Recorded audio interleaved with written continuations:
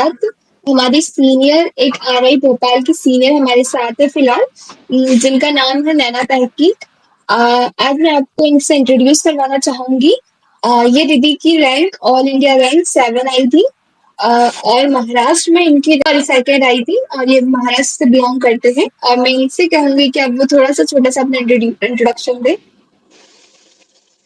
Hello guys, मेरा नाम नैना तहकीक है और अभी मैं करंटली आरआई भोपाल में सेकेंड ईयर की स्टूडेंट हूँ। बीएससी बीएड है मेरा कोर्स एंड पीसीएम बैकग्राउंड से हूँ। ओके। सो गाइस, जैसे कि आप लोगों ने कहा था कि दीदी दीदी मेरे को वीडियो चाहिए, हम लोगों को वीडियो चाहिए कि कैसे प्रिपरेशन करें सी आरआई सी के एग्जाम की।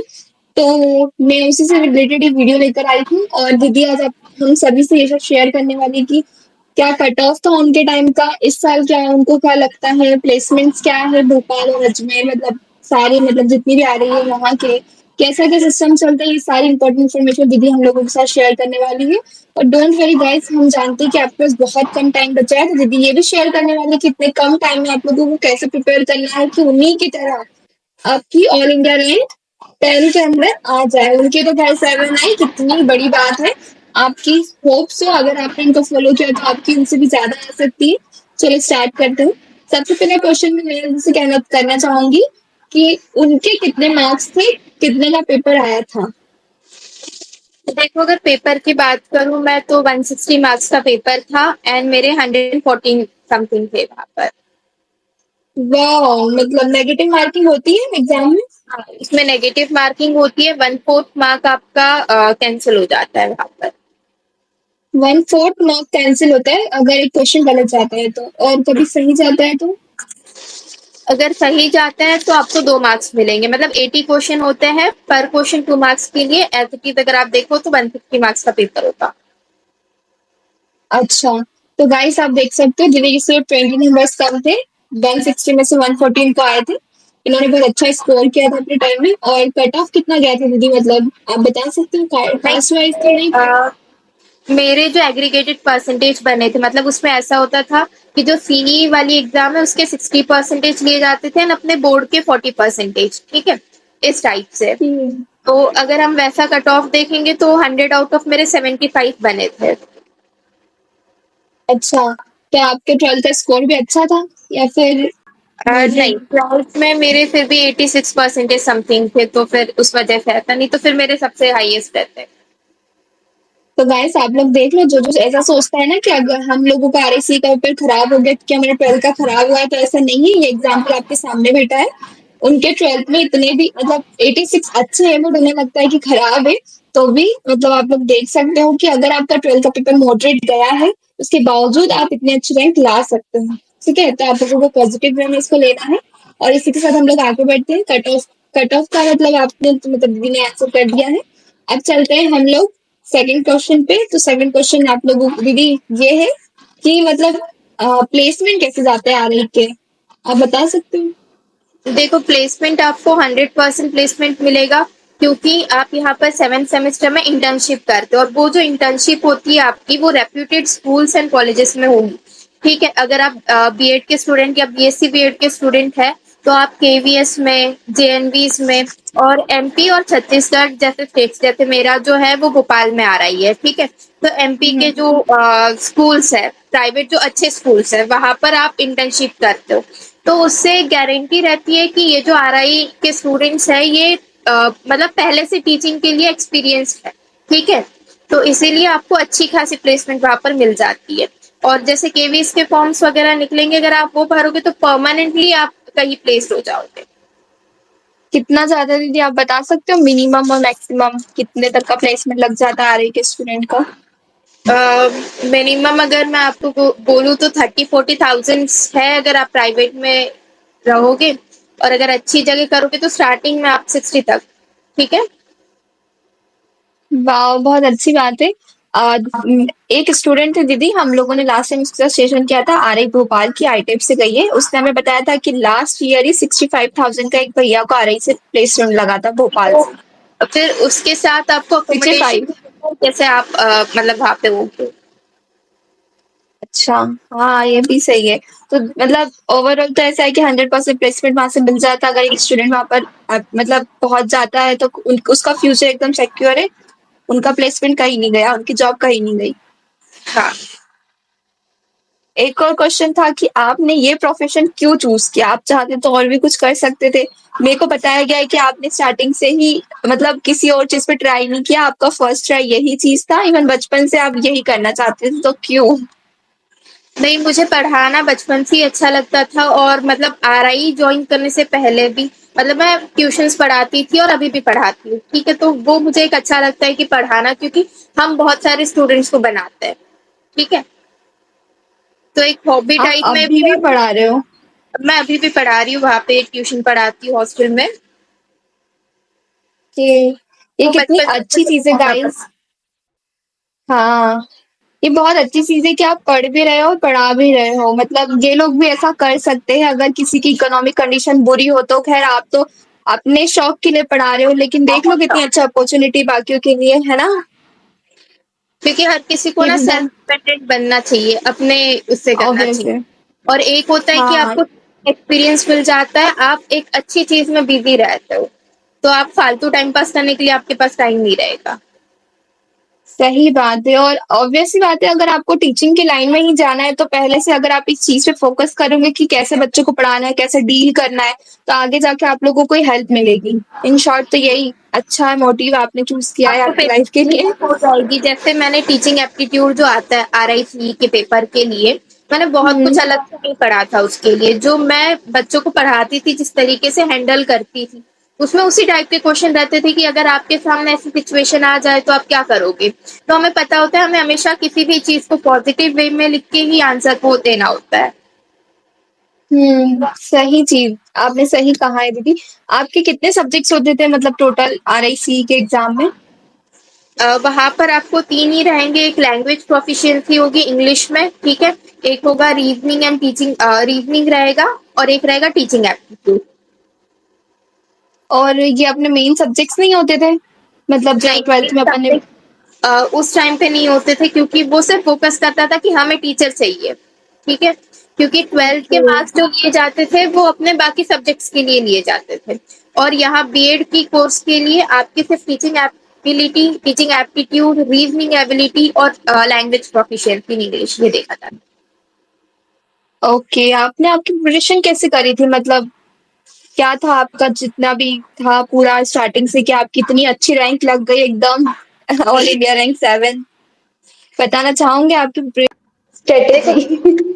हाँ, मतलब ऐसी कोई स्ट्रैटेजी नहीं थी, कुछ खास नहीं किया था मैंने। बट जैसे मैंने टीचिंग के लिए भी आपको बताया कि मैं स्टार्टिंग से बच्चों को पढ़ाती थी, तो मुझे वो आइडिया था कि कैसे किसे क्या हैंडल करना है, ठीक है? उसके लिए मैंने जैसे वेरियस टेलीग्राम चैनल्स होते थे उस टाइम पे, क्योंकि मैंने कोई बुक परचेस नहीं की थी, तो टेलीग्राम चैनल्स पे जो क्वेश्चंस रहते थे या कोई पीडीएफ फॉर्म में बुक मिल जाती थी, मैं वैसे कर लेती थी। और बात करूँ रीजनिंग की, तो रीजनिंग में मतलब मुझे स्टार्टिंग में थोड़ा बहुत इंटरेस्ट रहता था कि मैं इस टाइप के क्वेश्चन सॉल्व करूँ। तो मैंने रीजनिंग के लिए जो आर एस अग्रवाल की बुक होती है, मैंने उसको सॉल्व किया था। अगर आपको नहीं मिल पाती तो पीडीएफ अवेलेबल था, मतलब टेलीग्राम चैनल्स पे मुझे पीडीएफ मिल गए थे, तो मैंने उन पीडीएफ को सॉल्व किया था, ठीक है? उसमें कई सारे लैंग्वेज प्रोफिशिएंसी के लिए क्वेश्चंस आते थे, तो मैं वो सॉल्व करती थी। एंड मेरे पास मतलब हमारे नीचे एक मैम रहती थी, केवीएस में टीचर थी, and she was preparing for permanent teacher के लिए, जॉब के लिए प्रिपेयर कर रही थी। तो उनके पास एक बुक थी टीजीटी की, टीजीटी केवीएस टीजीटी वाली। हम्म। तो मैंने उसमें से रीजनिंग के क्वेश्चन प्रैक्टिस करे थे।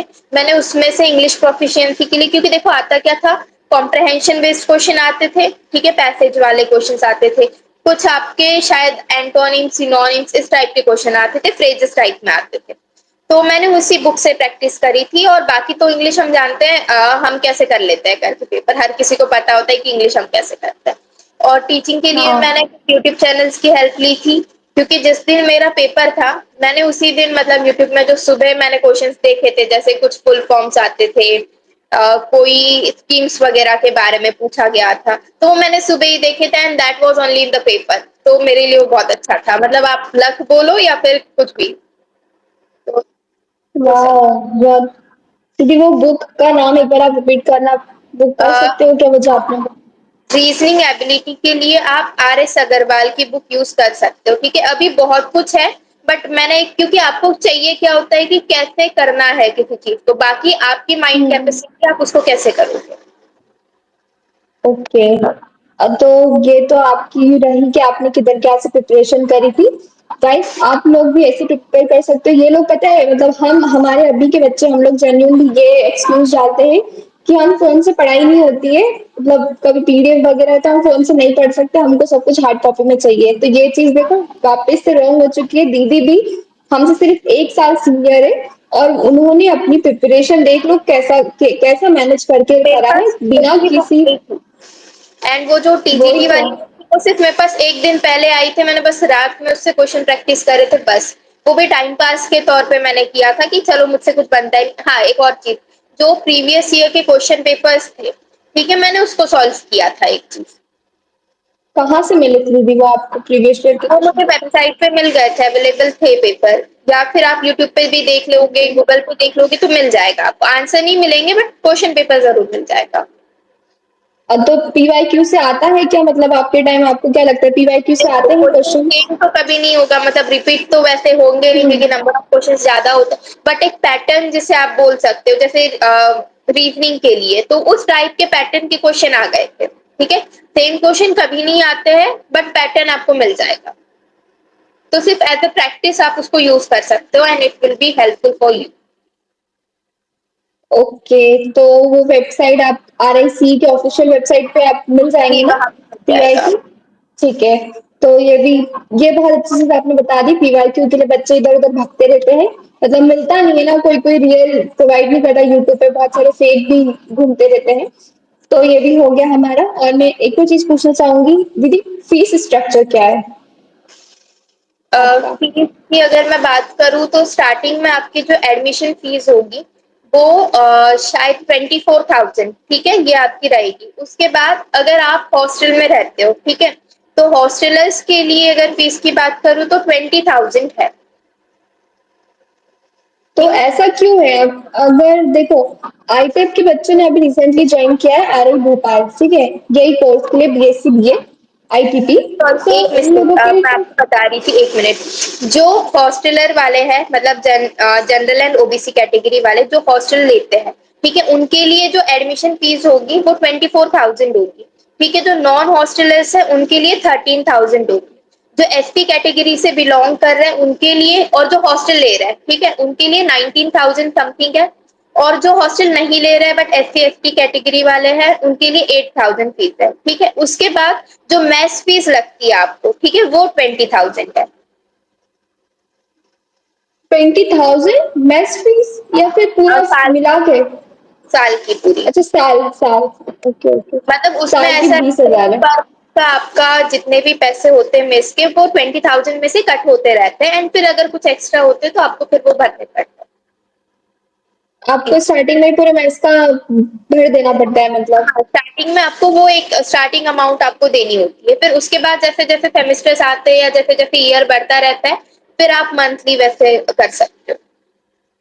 तो दीदी ये जो वाला कोर्स था आप लोगों का बीएससी बीएड जो आरआईसी के थ्रू आप लोग गए थे उसमें ऐसा है, तो फिलहाल हाईटेक के बच्चे ने मुझे से बताया कि उनको सिर्फ फर्स्ट सेमेस्टर में 17,000 भरना पड़ा था, उसमें उनका हॉस्टल भी कवर हो गया था और उनका कॉलेज भी कवर हो गया था। तो आरआई भोपाल ऐसा में। क्यों? हाँ आरआई भोपाल में आईटेक के स्टूडेंट ने 17,000 में हॉस्टल भी और कॉलेज भी दोनों कवर हो गया उनका। तो क्या वो एससी एसटी कैटेगरी के थे या फिर जनरल ओबीसी के थे। General general general SC ST का तो उन्होंने अमाउंट शायद थोड़ा कम बताया था हॉस्टल का और कॉलेज का। बाकी जनरल का उन्होंने मुझे यही बताया डाटा, जो अभी रिसेंटली गए हैं बच्चे आईटेक के उन्होंने। उसका तो फिर इतना आइडिया नहीं है मुझे, मतलब क्यों आए करके, हाँ पर वो तो हमारे न्यू टाइम है। में मतलब वही चलता आ रहा है कि मतलब आपको उतनी 20,000 जो होगी उस टाइप से फीस रहेगी ईयरली, अगर हाँ लेकिन कॉलेज की हम बात करते हैं। हाँ वो भी है, लेकिन अब आरआई भोपाल और आरआई अजमेर तो हट ही गया है आरआई सी के अब पेपर ये से। सब हट गया है। पहले जैसे थे ना कि 5 आरआई थे हमारे पास, जैसे आरआई भोपाल, आरआई भुवनेश्वर, अजमेर, मैसूर और शिलोंग जो नॉर्थ ईस्ट में था, और ये मतलब इसीलिए रीजनल इंस्टीट्यूट नाम रखा गया था क्योंकि ये कुछ रीजन्स को कंसिडर करके रहते थे कि बस इसी रीजन के बच्चे इस आरआई में रहेंगे। ठीक है, जैसे भोपाल की अगर मैं बात करूँ तो वहां पे जो बच्चे आते थे पहले की, अगर आईटेप के पहले की बात करूँ हमारे टाइम से, तो गोवा, गुजरात, छत्तीसगढ़, एमपी, महाराष्ट्र, दमन, दीव, दादर नगर हवेली, इन 5-6 स्टेट्स और यूपी को मिलाकर वहां पे बच्चे आते थे। बट अब ये जो रीजन वाली कंसेप्ट है वो हट चुकी है आईटेप जब से आया है, तो अब हर कोई हम्म। वहां पर एडमिशन ले सकता है।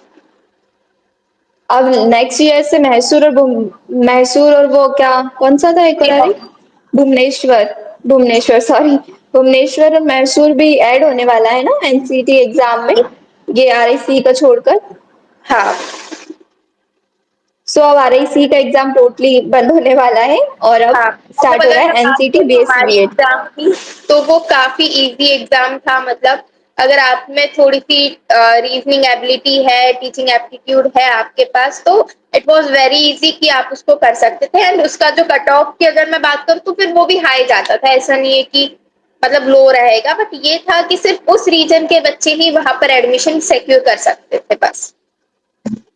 तो यानी कि एनसीटी का एग्जाम थोड़ा टफ आता है आरआईसी के पेपर से कंपेयर करें तो। क्योंकि इसमें आपके बाकी सब्जेक्ट्स भी इंक्लूडेड है, मतलब फिजिक्स, केमिस्ट्री, मैथ्स, बॉटनी, हम्म। जो भी है आपका, ये सब उसमें इंक्लूडेड है। अच्छा हाँ, ये तो सही है क्योंकि मैंने भी लास्ट ईयर दिया था तो मुझे भी लगा कि हाँ ये थोड़ा टफ था।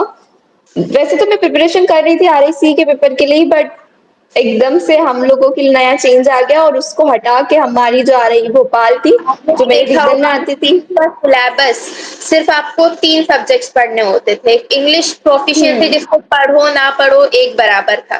ठीक है, फिर टीचिंग एप्टीट्यूड और आपका रीजनिंग एबिलिटी। ठीक है, और उसमें भी रीजनिंग और टीचिंग एप्टीट्यूड के 30-30 क्वेश्चंस आते थे, यानी कि 60-60 120 मार्क्स तो वहीं पे आ गए आपके। और इंग्लिश के आपके 20 क्वेश्चंस विद 40 मार्क्स, तो कोई मुश्किल नहीं था आपको करना। और फिर आपका 12th का परसेंटेज का 40% तो ले ही रहे थे वो लोग। हाँ ये भी सही है दीदी, लेकिन सब को इजी नहीं लगता है ये सब करना। तो अब देखो बच्चे कैसे हैंडल करते हैं आरआईसी के एग्जाम को, क्योंकि आरआईसी का एग्जाम तो सिर्फ बीएससी बीएड के लिए अब दो ही स्टेट के बच्चे देने वाले हैं, भुवनेश्वर के और मैसूर के, तो ये दो बच्चों के लिए बहुत हेल्पफुल होगा। बाकी अजमेर और भोपाल के बच्चों को तो भाई एनसीटी ही देना है, तो एनसीटी की जर्नी के लिए बने रहिएगा। जैसे जल्द मैं और मेरी फ्रेंड स्टार्ट करने वाली है गाइस एनसीटी की जर्नी, आप लोगों को बहुत अच्छे नोट्स प्रोवाइड करने वाली है। थोड़ा सा लेट हो गया उसके लिए सॉरी, बट फिर भी स्टार्ट करने वाले जल्द से जल्द कोशिश करेंगे कि आप लोगों को हम बेस्ट देने की, मतलब जो भी है। चलो बैक टू अवर टॉपिक। तो दीदी एक और क्वेश्चन मुझे आपसे पूछना था कि मतलब इतना टाइम बचा है हमारे पास, मान लो आरआईसी का पेपर एक डेढ़ दो महीना बचा है, ठीक है, 16 जून को कंडक्ट होने वाला है। तो क्या क्या मतलब कैसे बच्चे प्रिपेयर करें कि उस एग्जाम को क्रैक कर ले, क्या रखे स्ट्रेटेजी, क्या रखे अपनी, मतलब हर मैं सब्जेक्ट को कैसा टाइम दे। अगर मैं सच बोलूं तो इतना टेंशन लेने वाली कोई बात नहीं है। ठीक है, अगर मेरी बात करूं तो मैंने सिर्फ 5 दिन में ही किया था। नॉट कि मेरे को बहुत कुछ करना पड़ा, क्योंकि बट उसके पीछे रीजन था। उसके पीछे रीजन ये था क्योंकि मैं रीजनिंग को पहले से प्रैक्टिस करती थी, क्योंकि वो एक मेरी हॉबी टाइप में थी कि मुझे कुछ रीजनिंग के क्वेश्चन सॉल्व करने हैं, मुझे वैसी चीजें करनी है।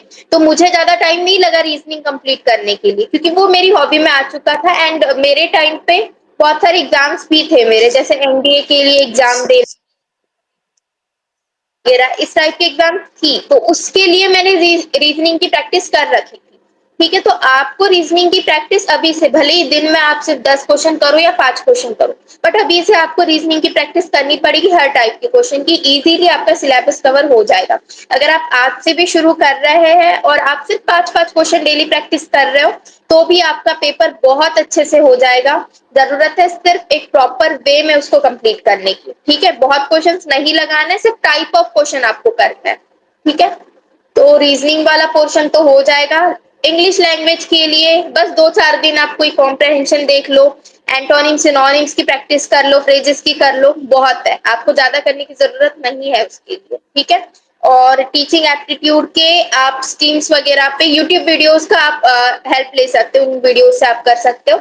अदरवाइज टीचिंग एप्टीट्यूड की भी बुक्स आती है, मैंने टेलीग्राम चैनल पे सर्च की थी, अब मुझे एग्जैक्टली नाम तो याद नहीं आ रहा है, बट अगर आप उसमें देखोगे अपने सिलेबस के अकॉर्डिंग तो आपको वो भी मिल जाएगी।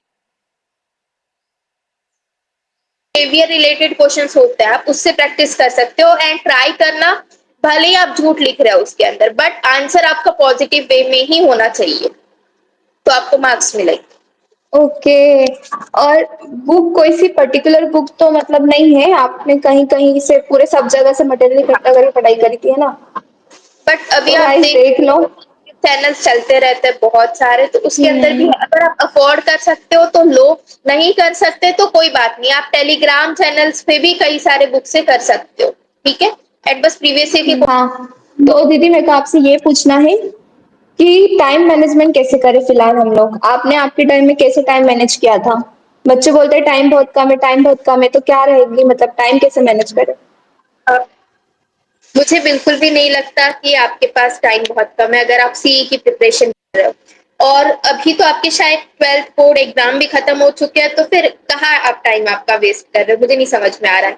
क्योंकि मेरे पास तो था कि मुझे क्लासेस लेनी होती थी, मुझे ट्यूशन लेना होता था, उसी टाइम पे मेरी किसी और एग्जाम की भी प्रिपरेशन थी, शायद आपकी भी होगी, हो सकता है। तो आपको, मैंने जैसे कि बोला कि अगर आप कोई और एग्जाम की प्रिपरेशन कर रहे हो, जैसे सीयूईटी की एग्जाम्स हो गई या कोई और भी है, तो उसमें भी ये पोर्शन होता है, उसके अंदर भी रीजनिंग वाला पोर्शन होता है, उसके अंदर भी हम्म। लैंग्वेज प्रोफिशिएंसी होती है, तो आपकी आधी प्रिपरेशन वहां से हो जाएगी। जो अलग आपको करना होता है वो सिर्फ टीचिंग एप्टीट्यूड करना होता है, तो बस आप फिर उसकी प्रिपेयर करिए, तो आपको टाइम मैनेज अच्छे से आप कर लोगे। और बाकी जो कुछ नहीं कर रहा है, जो सिर्फ सीई के लिए प्रिपेयर करे, तो मुझे नहीं लगता कि उनके पास मतलब टाइम की कमी है, कोई भी किसी भी तरीके से टाइम की कमी है।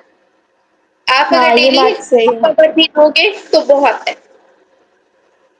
ये तो सही है, क्योंकि जो आपका जनरल टेस्ट मतलब क्या जनरल नॉलेज का जो क्वेश्चन आता है आप लोगों को और एक लैंग्वेज का, वो आपका सिर्फ सी के पेपर में ही हेल्पफुल नहीं होता है। आप अगर दूसरे कॉम्पिटिटिव एग्जाम में भी बैठोगे तो वहां पर भी आपको यही चीजें रिपीट होने वाली है, तो आप इसके लिए प्रिपरेशन करो या उसके लिए, ये दो चीजें तो आपको हर जगह हेल्पफुल रहेगी ही रहेगी।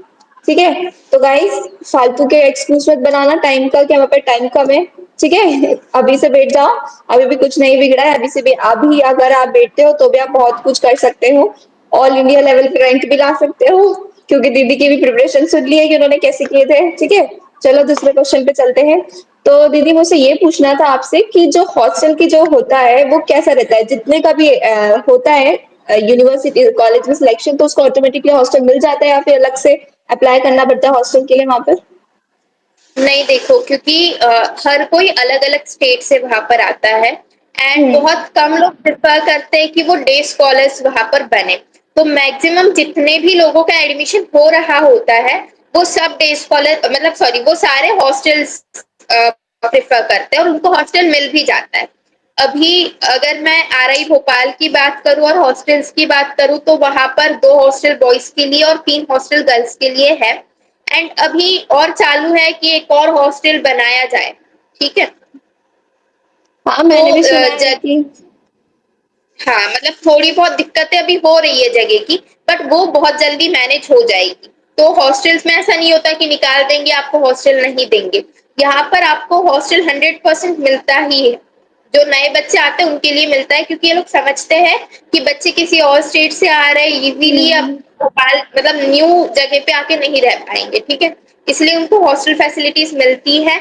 और बात करूं मैं कॉलेज में बाकी एक्टिविटीज की भी, तो हॉस्टल्स को ज्यादा प्रेफरेंस दिया जाता है, क्योंकि जो भी एक्टिविटीज होती है डे स्कॉलर्स के लिए शायद कभी पॉसिबल नहीं हो कि वो वहां पर आके करे। तो हम्म। मैक्सिमम चांसेस या अपॉर्चुनिटीज की अगर मैं बात करूं, तो वो हॉस्टलर्स को ही मिलती है, जो भी एक्टिविटीज होती है वहां पे, उसमें सबसे ज्यादा अगर किसी का कंट्रीब्यूशन होता है तो वो हॉस्टलर्स का होता है।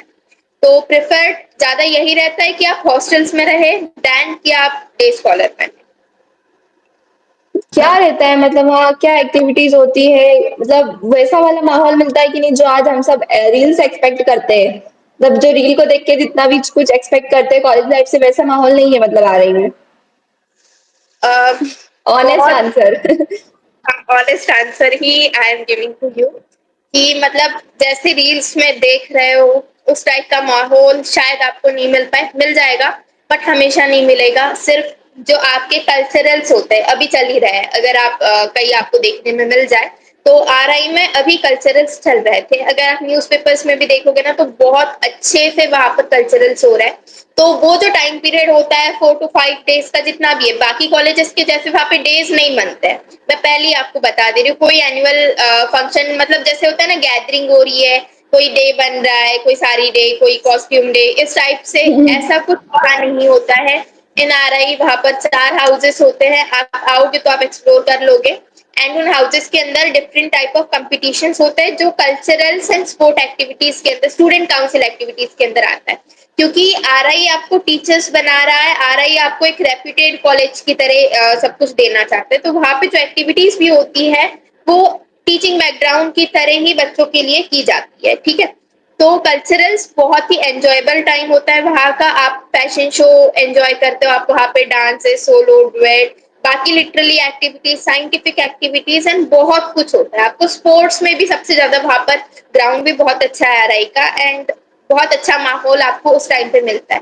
बाकी अगर बात करो, ऐसा नहीं एक्टिविटीज नहीं होती है, हर टाइप की, जैसे मैथ्स डे हो गया, बाकी कोई डेज आते हैं बीच बीच में, वुमेन्स डे हो गया, इस टाइप के जितने भी फंक्शंस होते हैं वो वहां पर किए जाते हैं, आप उन प्रोग्राम का हिस्सा बन सकते हो। एंड जैसे कि मैंने आपको बोला कि हॉस्टल्स को ज्यादा अपॉर्चुनिटीज मिलती है उस प्रोग्राम को होस्ट करने के लिए भी, उसमें पार्टिसिपेट करने के लिए भी, हर कोई, क्योंकि बहुत बार ऐसा होता है ना कि कल प्रोग्राम है और हमें आज पता चल रहा है, एंड हम हॉस्टल में रात में उसको पूरा बनाते प्रिपेयर करते हैं, सडनली दूसरे दिन हम वहां पे जाके उसको प्रेजेंट कर रहे होते, तो ये डे स्कॉलर्स के लिए पॉसिबल नहीं है। तो सब ये हाँ। सारी जो चीजें हैं ये हॉस्टल में ही पॉसिबल है।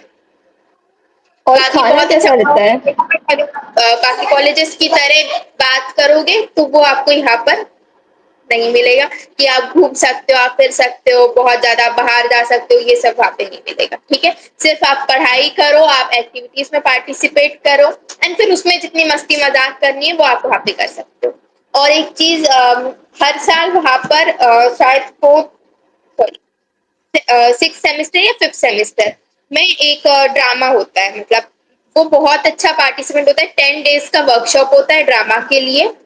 एंड बीए वाले सबसे ज्यादा उसके अंदर पार्टिसिपेट करते हैं, and that was a part of RI का, मतलब ऐसा है कि वो विद ड्रामा आपको एजुकेट कर रहे होते हैं, ठीक है, मतलब एक टीचिंग, क्या कह सकते हैं कि टीचिंग के लिए हेल्पफुल होता है वो, ठीक है। तो वो बहुत ही प्यारा, मतलब सबसे अच्छी चीज अगर मैं आपको बोलूं तो एक कल्चरल, एंड दूसरा वो ड्रामा वाला, देखने वाले को भी और करने वाले को भी बहुत मजा आता है उसके अंदर।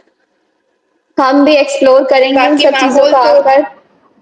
अगर हॉस्टल बाहर जाने को नहीं मिलेगा बेटा, मतलब सिर्फ कॉलेज एंड हॉस्टल, यही चीज करना और पढ़ाई कर लेना, बस हाँ। लाइब्रेरी में बैठ सकते हो, लाइब्रेरी बहुत अच्छी जगह है वहां पे।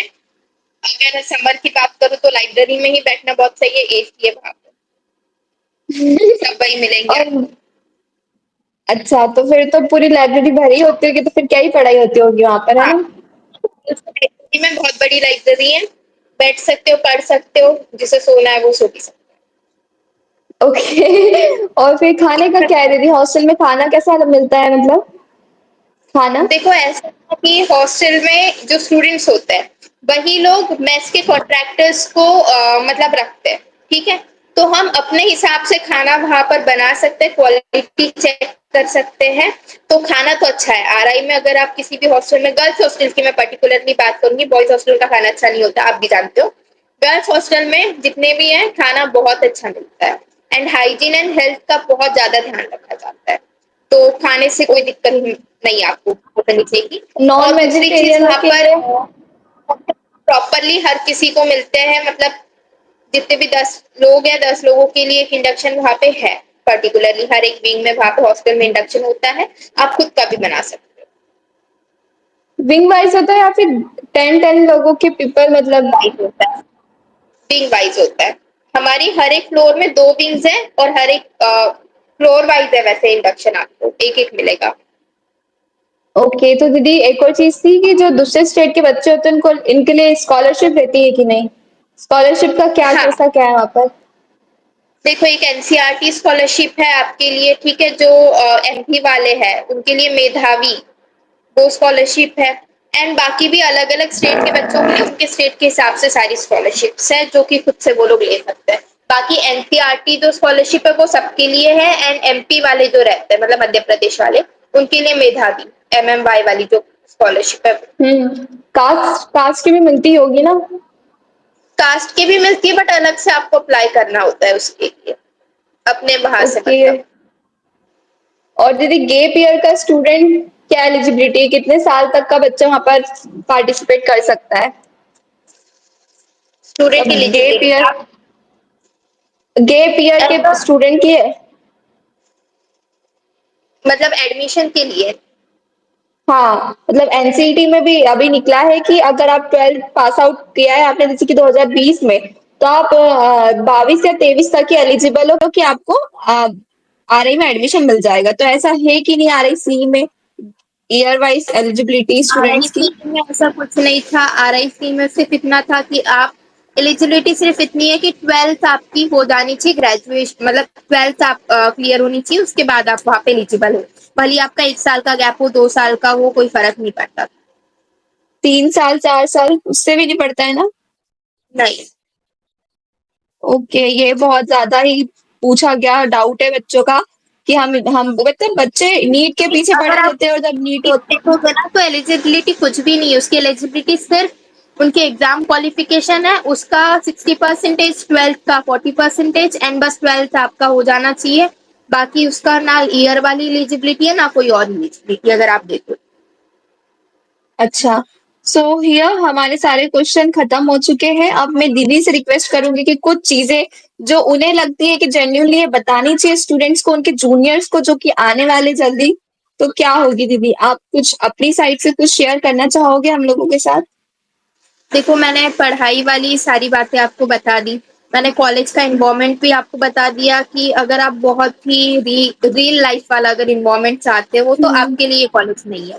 ठीक है, अगर आपको सच में कुछ बनना है, कुछ अच्छी चीजें आपको चाहिए, तो आप वो इन्वायरमेंट आरआई में पा सकते हो। बट अगर आपको रियल वाला इन्वायरमेंट सिर्फ वही चाहिए तो आपको वो यहाँ पे नहीं मिलेगा। ठीक है, मेन अगर मैं आपसे बात करूँ तो, क्योंकि प्रोफेसर्स भी कुछ ऐसे हैं यहाँ पे कि आपको वो इन्वायरमेंट नहीं मिल सकता, आपको सिर्फ पढ़ाई एंड हाँ बाकी जो एक्टिविटीज जैसे मैंने आपको बोला उसके अंदर आप इंटरेक्ट कर सकते हो, बहुत अच्छे तरीके से आप आगे जा सकते हो वहां पर। बाकी हॉस्टल में रह रहे हो तो हॉस्टल में आउटिंग वाला सीन आपको बाकी कॉलेज के जैसे नहीं मिलेगा, सिर्फ 2 ही दिन आउटिंग मिलेगी। सैटरडे संडे में से कोई एक दिन, वेनेसडे को एक आपको मिलेगा।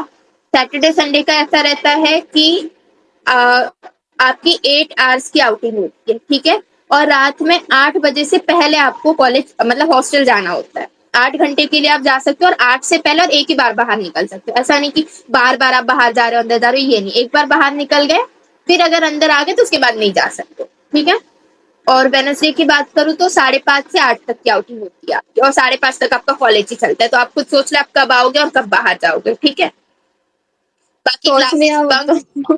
75% अटेंडेंस चाहिए होती है, मतलब चाहिए ही होती है यहाँ पे, कोई ऑप्शन नहीं है, प्रॉक्सी किसी टाइप से आपकी नहीं लग सकती है, तो पढ़ाई कर लो अगर ऐसा फैकल्टी कैसी है इन्वायरमेंट वहाँ है की? तो। फैकल्टी? फैकल्टी बहुत अच्छी है यहाँ पे आरआई में।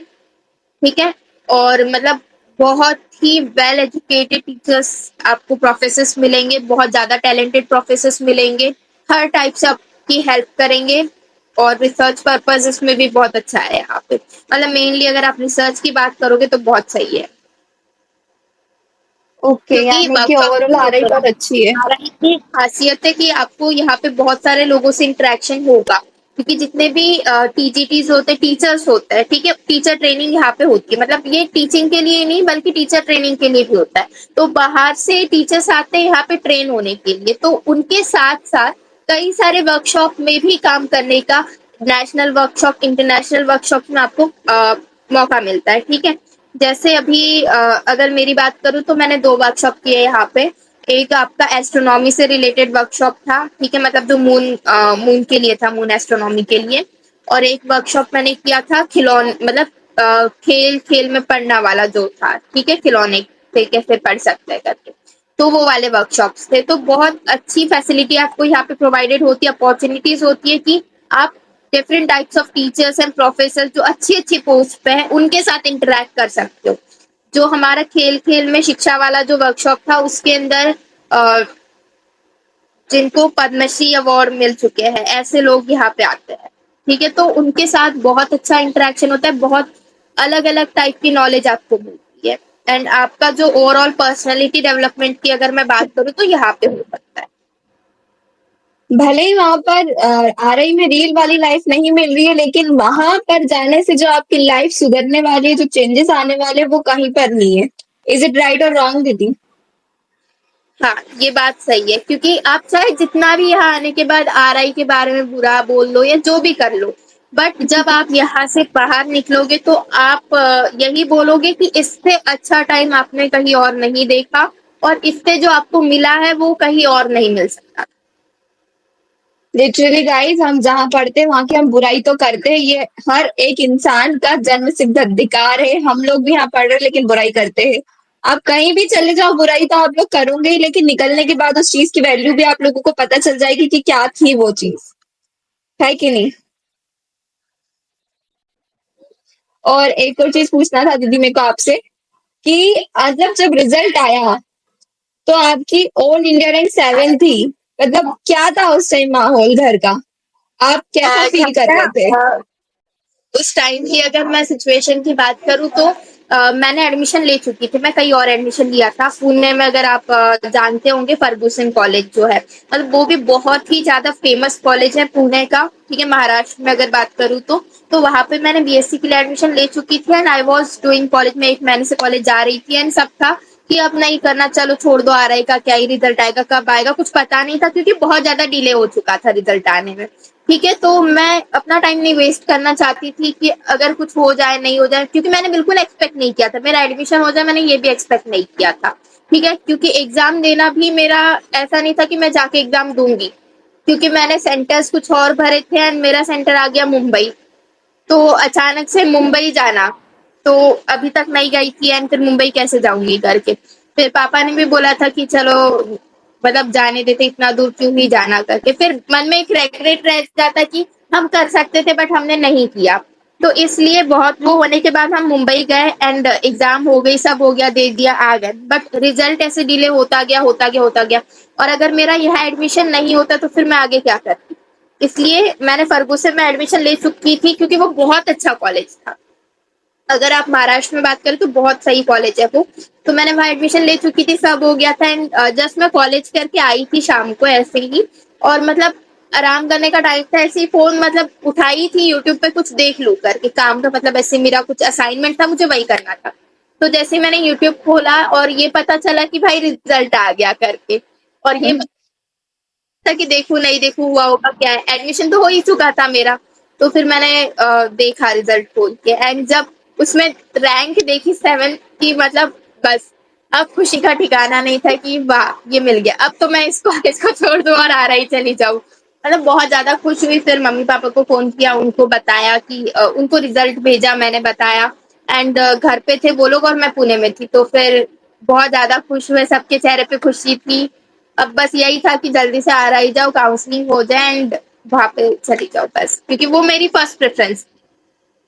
हाँ सही है। और आपको बचपन का सपना भी था जो आरआई के थ्रू पूरा होने वाला है हाँ, जल्द से जल्द। 2 कॉलेजेस होते थे, मेरा एक आरआई था और एक फर्गुसन था एंड दोनों में मेरा एडमिशन भी हो गया, दोनों का इन्वायरमेंट भी पता चल गया, रहना हो गया, मतलब सब सही था। बढ़िया है, आपकी जर्नी ऐसी ही अच्छी चलती रहे। और थैंक यू दीदी, हाँ, इतने अच्छे अच्छी मतलब चीजें बताने के लिए, इन्फॉर्मेशन बताने के लिए। और एक और चीज पूछनी थी कि आरआई सी के एग्जाम में कंपटीशन कैसा है? बहुत ज्यादा कंपटीशन होता है या फिर मॉडरेट लेवल का? देखो कंपटीशन तो था उस टाइम पे अगर मैं बात करूँ, क्योंकि मैं सबसे ज्यादा टेंशन में इसीलिए थी क्योंकि मेरे 12th के परसेंटेज, बाद में मुझे पता चला कि नहीं मेरे परसेंटेज बहुत अच्छे थे करके। ठीक है, पहले मुझे लगता था कि यार इतने से परसेंटेज है, कैसे होगा क्या होगा करके।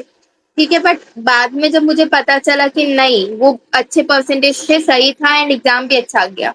तो अगर आप मेहनत करोगे तो कंपटीशन उतना नहीं होगा, बट अभी पता नहीं, बच्चे बहुत ज्यादा है तो कंपटीशन भी हो सकता है।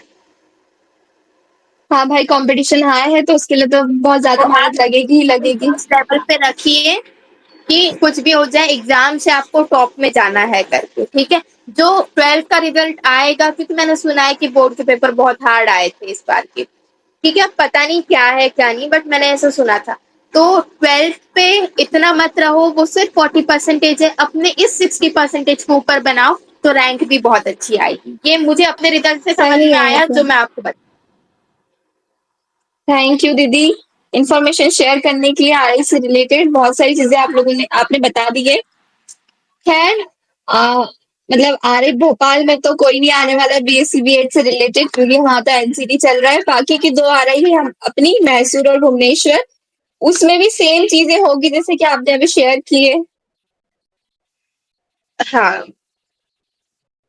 ठीक है, तो मतलब आप सारे लोगों आ रहा का है, जितने भी। इंटरकनेक्टेड ही है। ठीक है, तो वहां भी वही। और जो भी एनसीटी वाले लोग हैं, अगर वो आरआई में आएंगे तो फिर मेरे से जरूर मिलना। I will be there for. हाँ, जो भी आईटेप के स्टूडेंट है भाई सुन लो, एनसीडी के, तो भाई सीनियर है आप लोगों की, देख लो। नैना तहकीक नाम है इनका, बहुत ज्यादा हेल्प भी करने वाली दीदी ये आप लोगों की, क्योंकि भाई सीनियर भी है और पढ़ाई में भी अच्छी है। ये नंबर वाली चीज नहीं है। हर कोई आपकी मतलब बहुत रैगिंग अच्छा तो नहीं माहौल है। एक होती? परिवार, अगर मैं सच बोलूं तो एक परिवार आपको वहां पर मिल जाएगा। ठीक है, ऐसा बाकी कॉलेजेस के जैसे रैगिंग वाली चीजें ये सब वहां नहीं मिलेगा। आपको एक फैमिली मिलेगी, सच बोलूं तो। आपको नहीं लगेगा कि आप अपना घर छोड़ के वहां पे आए हो, आपका एक नया घर वहां पर आपको मिलेगा। ओके, सो अगर कोई जाता है तो दीदी से जरूर मिलेगा और फिर हमें भी बताइएगा कि आप हमारे थ्रू वहां गए हो, हमें बहुत अच्छा लगेगा। हम किसी की मदद तो कर सके, एटलीस्ट एक ही स्टूडेंट सही लेकिन किसी की तो कर सके। चलो, थैंक यू दीदी, और मिलते हैं फिर बाद में और अच्छे अच्छे सेशंस के साथ। आप तो और कुछ आपका भी शेयर करना चाहते हो? अपॉर्चुनिटी दी यहाँ पर अपना एक्सपीरियंस शेयर करने के लिए। I will be very thankful to you. Thank you so much दीदी। और चलो ठीक है, bye bye, all the best. ऐसे ही आगे अच्छे ऑल द अच्छे सबको। सेशन मेरे साथ करते रहिएगा। आप लोगों ने देख लिया, हमारे साथ कुछ टाइम पहले नैना दीदी थी, जो कि आप लोगों की सीनियर है, जो कि आरआई भोपाल से बिलोंग करती है। हाँ, माना कि इस साल आरआई सी के एग्जाम में आरआई भोपाल ने पार्टिसिपेट नहीं किया है, बिकॉज वो एनसीटी के थ्रू आप लोगों को बीएससी बीएड प्रोवाइड कर रहा है। लेकिन आरआई मैसूर और आरआई भुवनेश्वर वाले जो बच्चे हैं, जो इसे देख रहे हैं, जो उस रीजन में बिलोंग करते हैं, उन लोगों के लिए वीडियो बहुत हेल्पफुल होने वाला है। बिकॉज सारी आरआई का जितना भी सर्कुलर होता है वो सिमिलर होता है, सबका एक जैसा होता है। तो इसकी टेंशन मत लो कि भोपाल का स्टूडेंट था तो मैसूर और भुवनेश्वर का तो डिफरेंट होगा, नहीं भाई, सारी आरआई एक जैसा ही काम करती है, एक जैसा ही चलाती है। So don't worry about that. आपने आरआई भोपाल का जान लिया, आपने दोनों चीजों का जान लिया। अगर फिर भी आपको कोई डाउट रहता है तो आप कमेंट सेक्शन में करिए, I am always there for you. Again, कोई फालतू कमेंट नहीं, अगर जेन्युइन क्वेश्चन है तो कमेंट कीजिए, मतलब कमेंट तो कीजिए आप, अगर आप लोगों को करना है। लेकिन आप लोग अगर मुझे इंस्टा पे कांटेक्ट कर रहे हो गाइस, तो प्लीज आप लोग मुझे आपका जो डाउट रहता है वो डाउट लिख कर भेजिए वहां पर। अगर मुझे लगा कि वो जेन्युइन चीज है, बतानी चाहिए आप लोगों को, तो मैं उसको एक्सेप्ट करके रिप्लाई करूंगी। अगर मुझे लगा कि बहुत नॉर्मल है, हजारों लोग पूछ रहे हैं, मतलब हजारों तो नहीं लेकिन काफी लोग पूछ रहे हैं, तो मैं उसे इग्नोर कर दूंगी। बिकॉज वैसी चीजें तो मैं आप लोगों को यूट्यूब पे बताती हूँ ताकि सब बच्चों तक वो इन्फॉर्मेशन पहुंच सके। ठीक है, मिलते हैं ऐसे ही आगे के नेक्स्ट वीडियो में।